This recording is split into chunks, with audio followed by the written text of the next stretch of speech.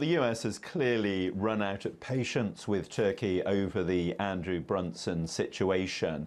And as Andrew Hopkins was mentioning, they're sending a strong message to Ankara that they're no longer prepared to accept the continuing detention, although he is under house arrest, of Brunson. And they've deliberately chosen two ministers that, as we've been hearing, don't actually have any assets in the US.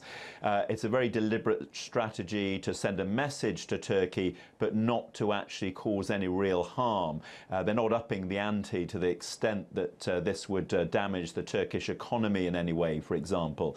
So they're hoping that there's still room for leeway, that this can somehow be negotiated, but they're also making it clear that it's a situation they do expect to be resolved. They're not prepared to allow the continuing situation to go on with Andrew Brunson. There's a lot of pressure on the US administration from the evangelical movement, to make up 80 million people in this country.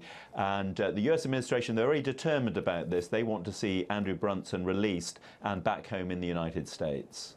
And what will these sanctions mean for the US-Turkey relations moving forward?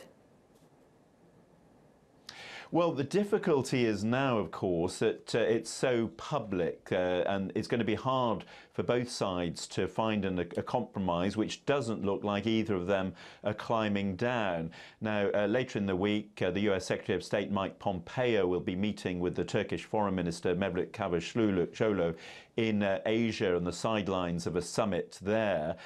So it may be that they can work something out between them. Now, the Americans, rightly or wrongly, thought that they had a deal for Brunson's release. That clearly is not the case. So there's a lot of work to do to repair the relationship. This is what one think tank expert here in Washington from the think tank SETA had to say about it all. It is, of course, one of the most shocking events in probably in the history of NATO as well. Nobody was expecting such a sanction, especially about two ministers that has been whose institutions has been very active in the fight against terrorism, and whose institutions have been in cooperation with the U.S. officials in multiple different issue areas, including the fight against ISIS.